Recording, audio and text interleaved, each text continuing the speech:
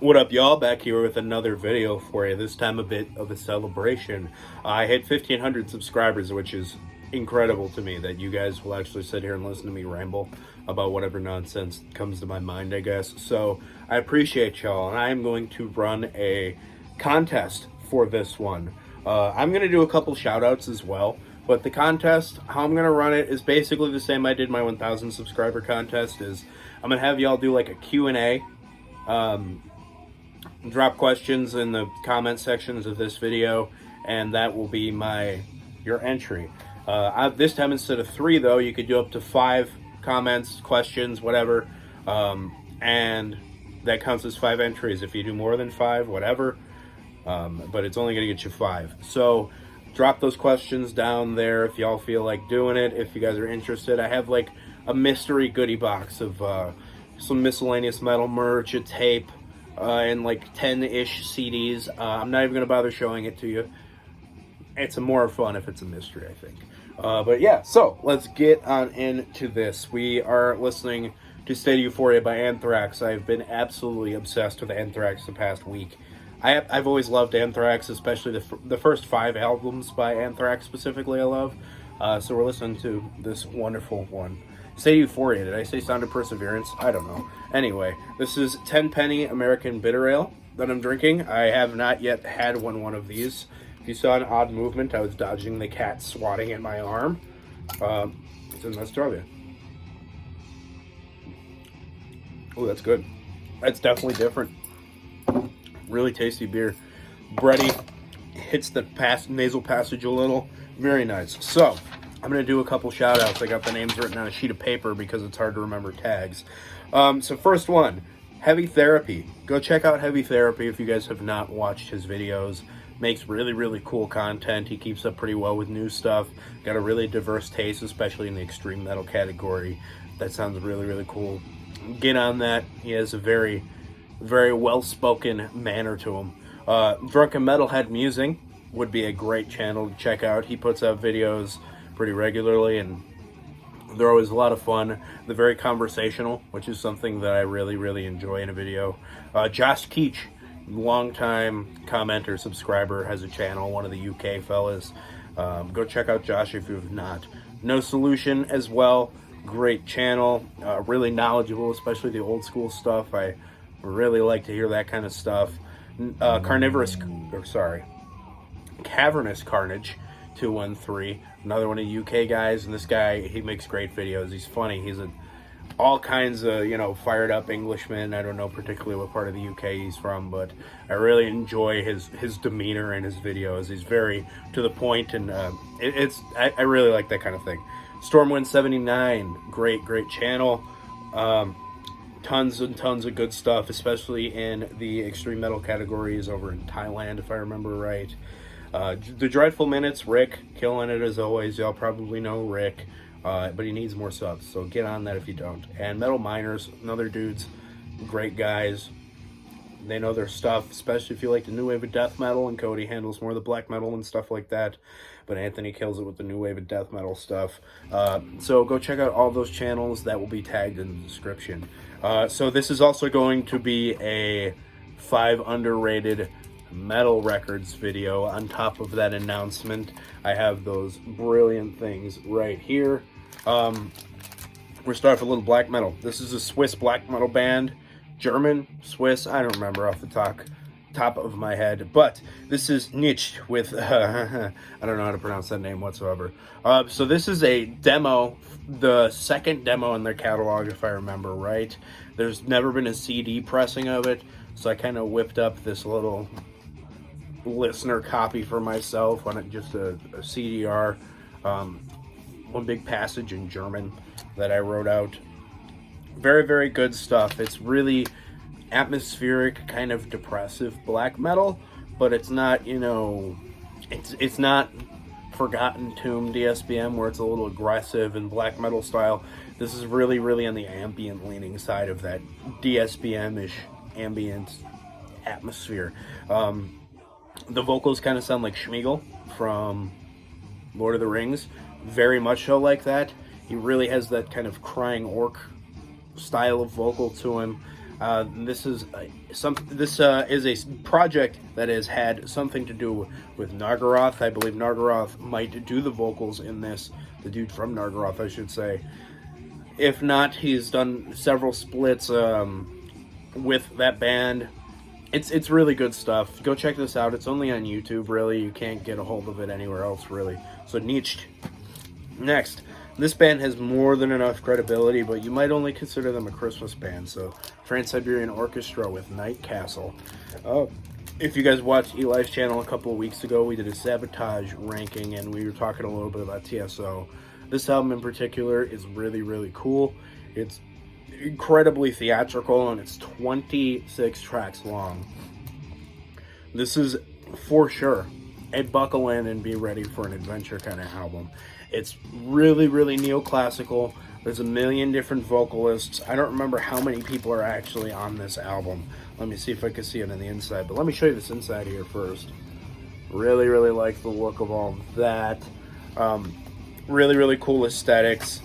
There's a metric load of human beings on here. But, you know, you have your choral parts, you have your incredibly impressive orchestral composition style that John Oliva and company are pretty known for, I would say, at this point. But if you think this band's only Christmas, it's not. They have a lot of Christmas albums, but not all of them, and this one is not a Christmas album. So if you guys have not checked out this Trans-Siberian Orchestra album, do so immediately. Next, Ivenstar by Dwarrow's Delph. This is some amazing UK black metal, all Tolkien themed, and it's very, very Summoning-esque. This is out on Northern Silence Productions as well, which I've heard it mentioned that if you see a certain band on a certain label, you're more than likely going to just pick it up anyway, even if you haven't heard it. And this is one of those kind of labels that I would do that for. This one, Nordvis, Bindrune, all those kind of labels, I could pretty much blind buy and never be dissatisfied with. This record in particular has a lot of the epic summoning style, like I said, maybe with a tinge more of the atmospheric black metal, and definitely a pinch of doom metal, a real small pinch of doom metal. It keeps a pretty mid to slow pace, just like Summoning does, but the vocals are more of a low style of death growl, closer to what Andy does in Sayor.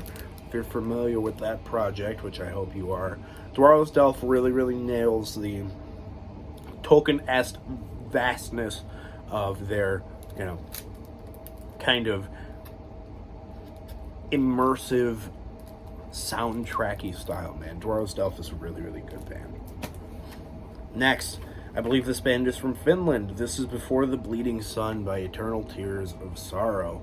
This band started in the 90s. This is out on Spinefarm, so they're definitely from Finland. Not the most exciting art in the world, but this is a really, really good melodic death metal album.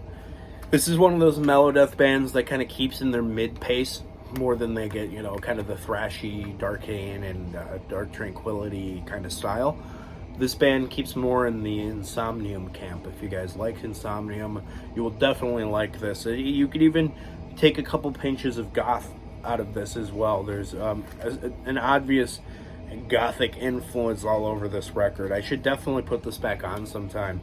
It kind of atmospherically reminds me of the newer era of Catatonia, which by no means is proper true metal, but that's not a bad thing sometimes. You gotta switch it up on occasion, man. I listen to a lot of non-metal stuff, and I like that atmosphere sometimes, Sometimes you just gotta relax. It can't always just be Hate Eternal and stuff and friggin' Drowning Light, but Eternal Tears of Sorrow, it's definitely worth your time.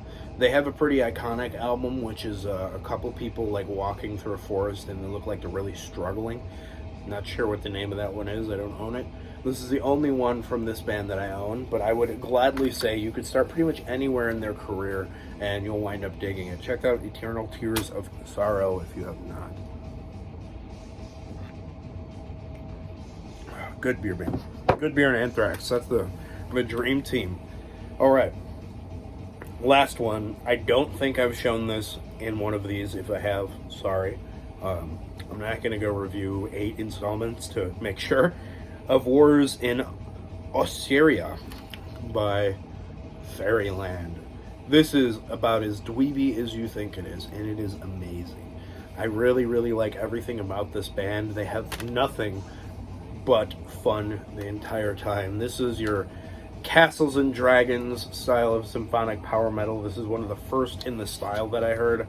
This and Rhapsody, I picked them both up at the same trip to the record store, and then I can vividly remember the first time hearing this. I was at a I was probably 18, so I was in my last year of 4-H. If you guys don't know what 4-H is, it's basically like a kind of farming and just general handiness group for youth. It's kind of like FFA, but without all the bureaucratic nonsense. If you guys are familiar with that, I'm sure most of you guys don't live in the friggin' boonies like I do, and your kids have fun at the 4-H event, you know, like we did in my town.